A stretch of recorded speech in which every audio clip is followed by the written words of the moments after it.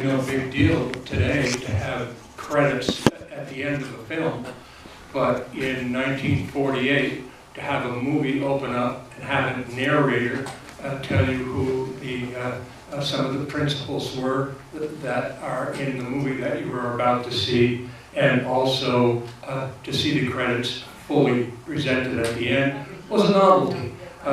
Not the first to do it. The one that comes immediately to mind is a little movie by, that was that man's name, Orson something, Orson Welles, Citizen Kane. But Citizen Kane had a title credit at the beginning of it, and then I think there was some narration about who did some of the stuff at the end of it. It's been a while since I've seen that, but so it wasn't novel. But in 1948, it was still something that wasn't done very often, and I would like to think that people were impressed with that fact.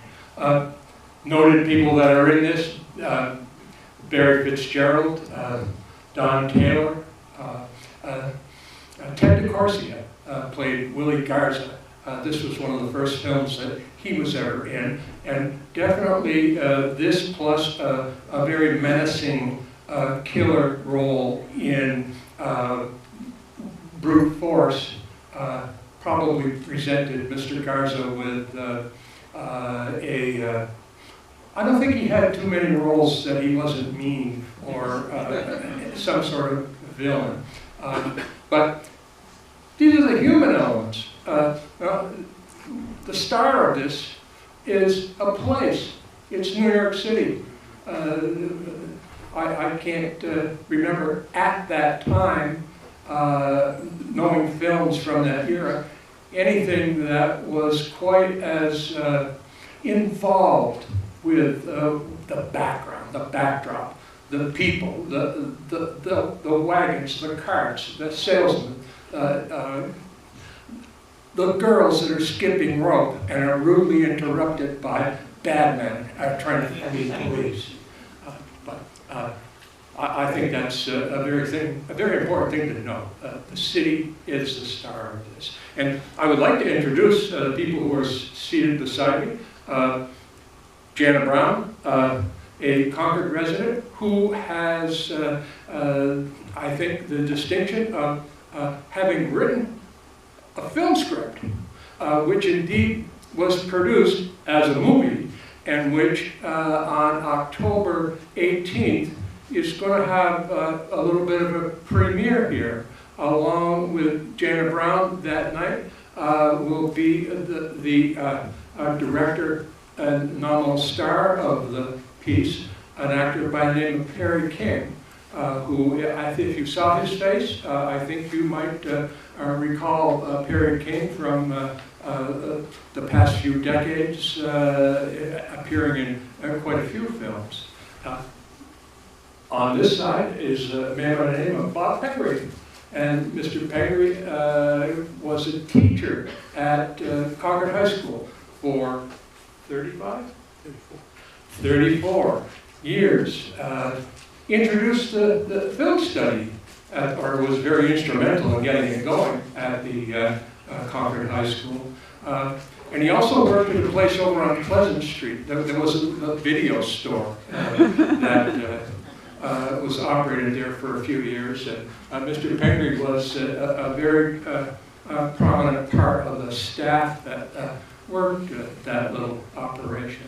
So what I would like initially, because you have written a screenplay, this story got an Oscar. Or no, pardon me, it got a nomination for an Oscar. It did not get the Oscar. Do you think it was worthy of consideration? I mean, you saw this for the first time here within the past week, is that not correct? Yes. Okay. Jana's going to tell us what she thinks of this screenplay. Was it worthy of consideration? Probably for the time, I think it was. I mean, the idea of incorporating the city and the backdrop, I mean, it's really complicated to have all those elements in there. And I think also it maybe couldn't have been known then, but it really set the standard for the police procedural after that. So I think yeah, I mean, it was a different kind of story than probably what was being told like before the war. So I think so. I think it also won for, it did win Oscars for Best Cinematography and Best Editing, which is really hard to do. And when you see some of the shots like from the bridge and you see the whole city, you can see why it won at that time. So, and editing is really complicated. And what I learned from making our movie was, if you don't have good editing, you don't have a good movie. Doesn't matter how good the story is or the acting, it doesn't matter. So, very important. Bob, you've always been interested in film noir, and I'm not too sure how solidly this movie lands in the film noir category, but I think it does have some earmarks. Would you agree with that? Kind of peripheral, I think. I think the distinction I would make is that, well, there are many film noir in which the cops are the main focus, and they triumph at the end. So justice is served, the good guys win, but there's always a dark undercurrent, and it's that dark undercurrent I think you tend to remember more. You know, in The Big Heat, for example, one of my favorites, Glenn Ford, because of exaggerated moral concerns, discounts the testimony of a bar girl. She winds up getting killed because of his smugness. His own wife gets blown up in their family car intended for him. Gloria Graham gets, of course, a pot of coffee thrown in her face by Lee Marvin and then reciprocates at the end of the movie. In Border Incident, George Murphy, former future United States Senator, right, is chopped to bits by a piece of farm machinery. In T-Men, Wallace Ford is scalded to death in a steam bath. And so although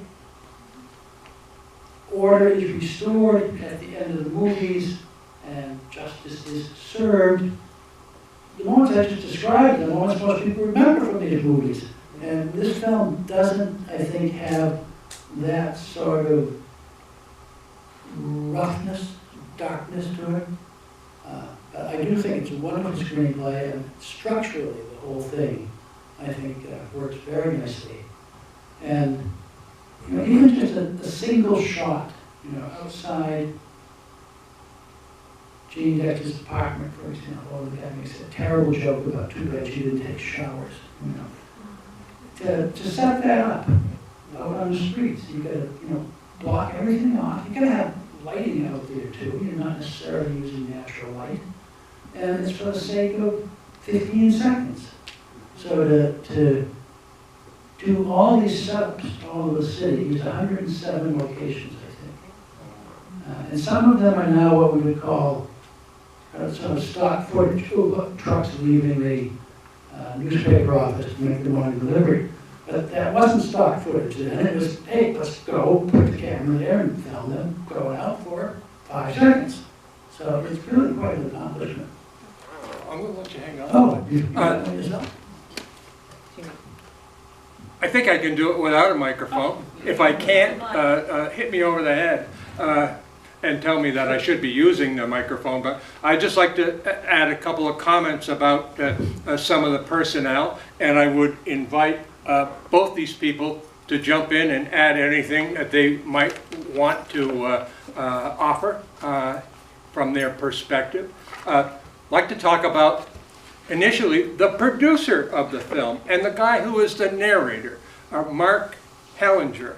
Mr. Hellinger was a Broadway theater critic who was also a well-respected newspaper columnist who used to write stories about people who lived in the city. And he became a screenwriter and eventually a film producer. First, in the production end of things, he started off at Warner Brothers and graduated in the mid-40s to be at Universal International. It was called Universal at that time. It was just about this time that Universal added the hyphen and international to its name. At Universal, Hellinger produced The Killers in 1946, Brute Force in 1947, and what you watch tonight, The Naked City, in 1948. This was filmed in the summer of 1947, and if I have the number correct, it was an 84-day shoot in the city of New York. Unfortunately, in December of 1947, Mark Hellinger had a heart attack and died, age 44. There was a history in the family. Both parents were heart attack victims. But the upshot of his death in December prompted Universal International to give some thought to, are we really going to release this movie? How are we going to market this thing? The guy who is in the forefront as far as narration, there's his name at the end of it, it's a Mark Hellinger production. Is not around to promote it. Is this worthy of release? Well, the Hellinger family and estate got a look at the contract that Hellinger had with Universal, and there was a little clause that said that they would guarantee that the film was distributed. So that squelched any conceivable attempt by Universal to kind of bury this film. And it went on in, probably starting late in the spring of 1948, to be one of Universal's best grossing films that year. It always amazes me sometimes the decisions that are made at the corporate level as to the outcome of how a film is treated, how a film is distributed, and what the people who are in charge feel that it is worth, sometimes not giving it proper consideration. And I think this is a pretty good example of something that was indeed saved from maybe not being a well-known work by somebody who noticed in Hellinger's contract that he was guaranteed distribution of the film.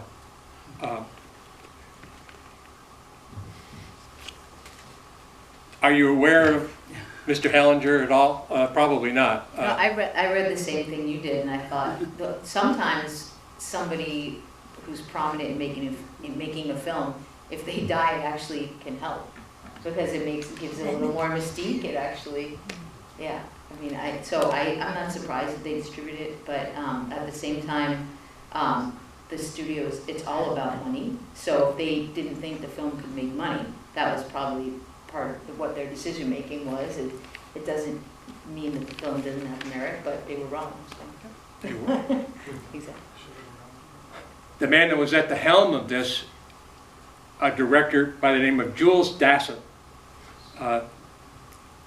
Jules Dassin discovered early in his life, after trying to be an actor, that he wasn't an actor. He didn't think too much of his acting abilities. So he decided that he would go to Hollywood and perhaps learn how to be a director. Upon arriving in Hollywood, he had the great good fortune of being an apprentice, and this was like in 1940 when Dassin arrived in Hollywood, an apprentice to directors like Alfred Hitchcock and Garson Kanin. Success as a director at MGM led Dassin to direct Brute Force and The Naked City at Universal. He directed two other films at 20th Century Fox late in the 1940s, Thieves Highway and Night and the City. But he was blacklisted in Hollywood. He was a victim of the HUAC investigation into communist activity pretty much put him out of business.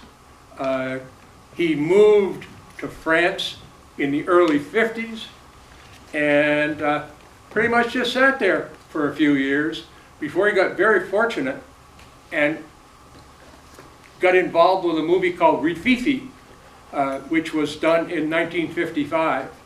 And then he had also had the good fortune of meeting and becoming very friendly with a Greek actress by the name of Melina Mercouri, with whom he made several very special films, not the least of which was a little ditty called Never on Sunday, things like Top Cappy.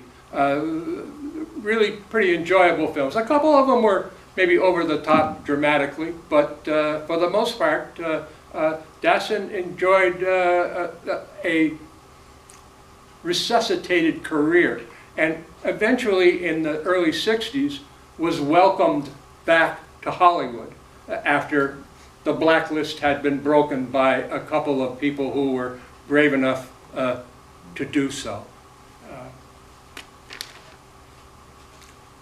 He died in 2008 at age 96. Complications caused by the flu. But he had a nice long life. And Dassin definitely was involved in a couple of noirs that are very notable. Actor by the name of Barry Sullivan is a nominal star of this. Fitzgerald. Fitzgerald, what did I say? Sullivan. Barry Sullivan, sorry. Another good actor. Yeah, I got It's it's not Barry Steelman. It's Barry Fitzgerald. Popular character actor who had a 30-year career in films, definitely a scene stealer with a definitive Irish brogue sometimes. Prominently paired in several films during the 1940s with Bing Crosby, including a winning performance in Going My Way as Father Fitzgibbon. Mr. Fitzgerald won an Oscar in the supporting category, supporting actor. And he is probably one of the only actors, the only one, who that year got nominated for the same performance in two different categories: Best Actor, Best Supporting Actor. Crosby beat him for the actor, but he did survive the supporting actor contest and was the winner. And then they changed the rules. And I think the only other person who won 2 Oscars for the same role would have been Harold Russell in The Best Years of Our Lives, but one was Different circumstance. special Oscar, as well as the supporting actor Oscar. Other films that you might remember Barry Fitzgerald from, and then there were none. The Long Voyage Home, 2 years before